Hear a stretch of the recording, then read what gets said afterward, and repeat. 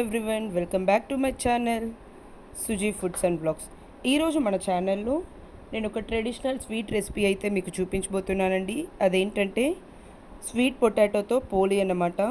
Taste అయితే చాలా బాగుంటుందండి.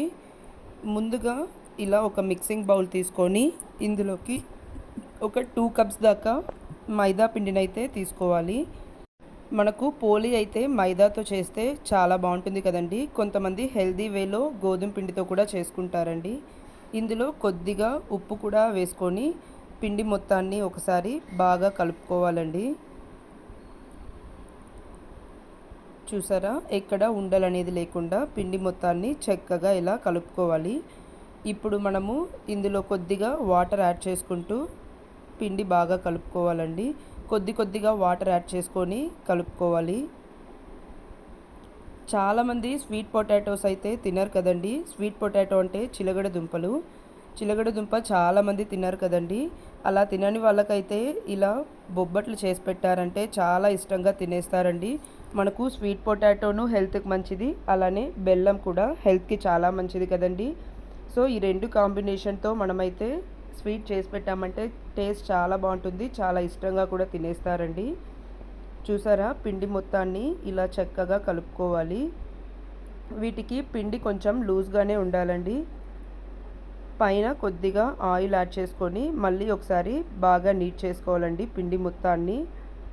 మనకు పిండి బాగా నానిందంటే బొబ్బట్లు చాలా బాగా వస్తుందండి.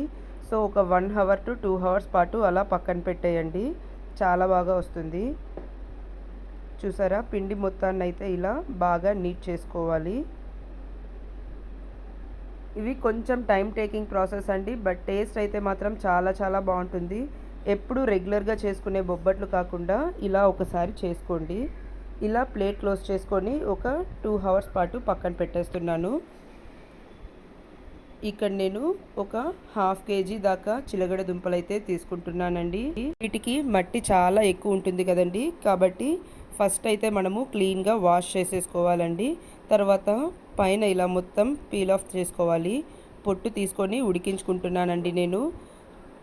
చాలా వరకు ఇలా పొట్టుతోనే ఉడికించుకునేసి ఉడికిన తర్వాత పొట్టు తీస్తారు కదండి, అవి కొంచెం టైం టేకింగ్ ప్రాసెస్ అనిపిస్తుంది. కాబట్టి ఇలా నేనైతే పొట్టు తీసుకొని మళ్ళీ ఒకసారి వాష్ చేసుకొని ఇలా చిన్న చిన్న ముక్కలుగా కట్ చేసుకొని అయితే యాడ్ చేసుకుంటున్నానండి, ఈజీగా ఉడికిపోతుందని. ఇందులో కొద్దిగా వాటర్ యాడ్ చేసుకొని కుక్కర్ మూత పెట్టి ఒక 3 to 4 విజిల్స్ దాకా ఉడికించుకున్నామంటే బాగా మెత్తగా ఉడికిపోతుందండి. ప్రాసెస్ చాలా సింపుల్ అయిపోతుంది మనకు. కుక్కర్ విజిల్ చల్లారింది చూడండి, ఓపెన్ చేసి చూస్తాము.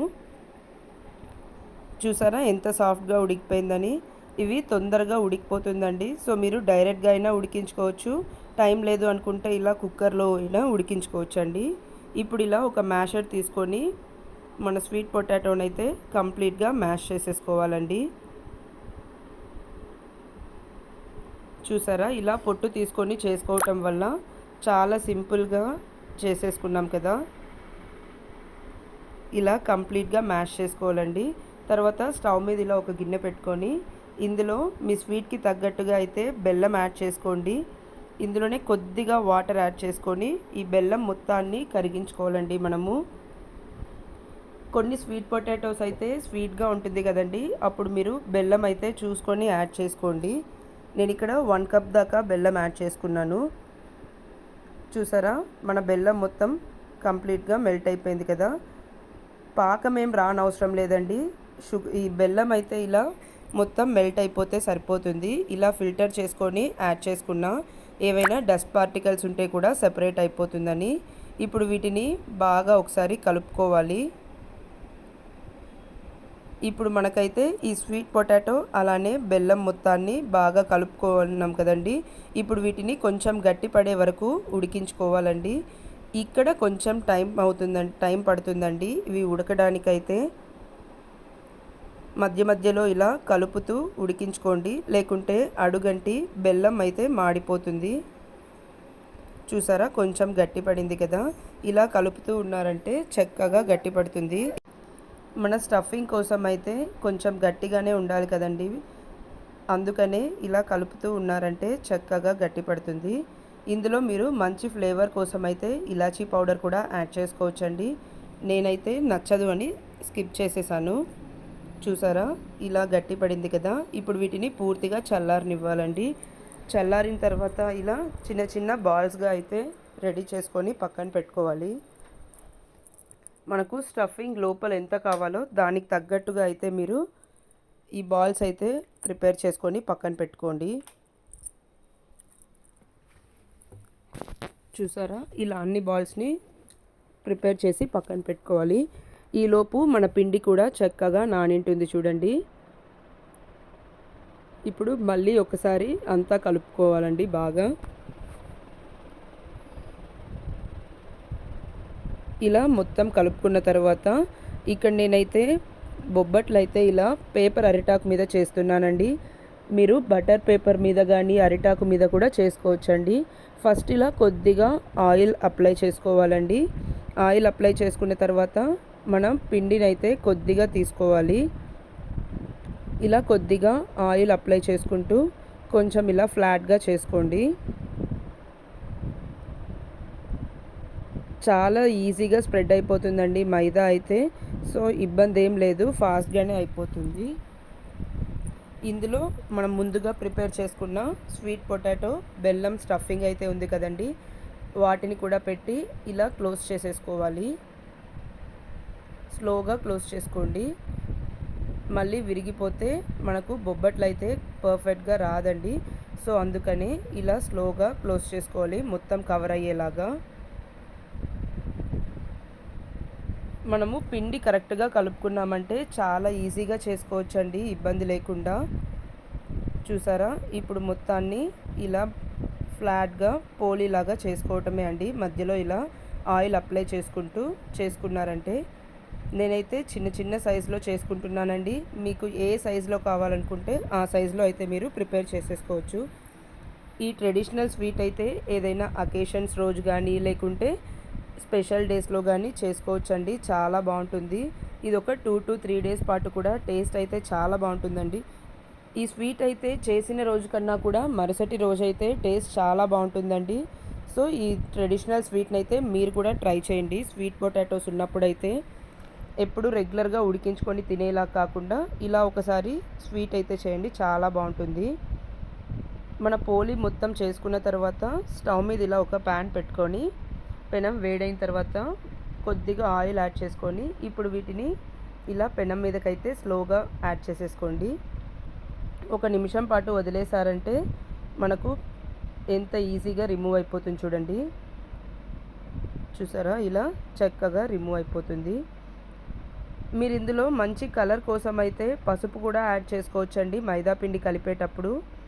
నేనైతే ఏం యాడ్ చేయలేదండి, డైరెక్ట్ చేస్తున్నాను. ఇప్పుడు వీటిని రెండు వైపులా చక్కగా గోల్డెన్ బ్రౌన్ కలర్ వచ్చే వరకు కాల్చుకోవాలండి. ఇక్కడ మీరు నెయ్యితో అయినా కాల్చుకోవచ్చు, లేకుంటే ఆయిల్తో అయినా కాల్చుకోవచ్చు అండి. మీరు మీ టేస్ట్కి తగ్గట్టుగా అయితే చేసుకోవచ్చు. లో టు మీడియం ఫ్లేమ్లో అడ్జస్ట్ చేసుకుంటూ కాల్చుకోండి. హై ఫ్లేమ్లో పెట్టారంటే కింద మాడిపోయినట్టు అనిపిస్తుంది. ఫస్ట్ ఇలా ఎడ్జెస్ రిమూవ్ చేసుకొని ఇప్పుడు రెండో వైపుకి తిప్పుకుందాము. చూసారా ఇలా స్టఫింగ్ కనిపిస్తూ ఉంటే టేస్ట్ అయితే చాలా చాలా బాగుంటుందండి. ఇప్పుడు మళ్ళీ కొద్దిగా నెయ్యిని కానీ ఆయిల్ని కానీ అప్లై చేసుకొని కాల్చుకోవడమే అండి. మీడియం ఫ్లేమ్లో పెట్టి చేశారంటే పర్ఫెక్ట్గా కుక్ అవుతుందండి. కొంచెం పల్చనగానే చేసుకోండి పోలీనైతే, అప్పుడే బాగుంటుందండి తినటానికైతే. మరీ మందంగా ఉంటే తినేకి టేస్ట్ అయితే అంత బాగోదండి. చూసారా రెండు వైపులా ఇలా చక్కగా కాల్చుకున్న తర్వాత ఒక ప్లేట్లోకి అయితే తీసుకోవటమే అండి. చూస్తుంటేనే తినాలనిపిస్తుంది కదండి. సో మీరు కూడా తప్పకుండా ట్రై చేయండి. నేను మళ్ళీ ఇంకొకటి కూడా మీకు చేసి చూపిస్తున్నాను చూడండి, ఇంకో పోలీ కూడా.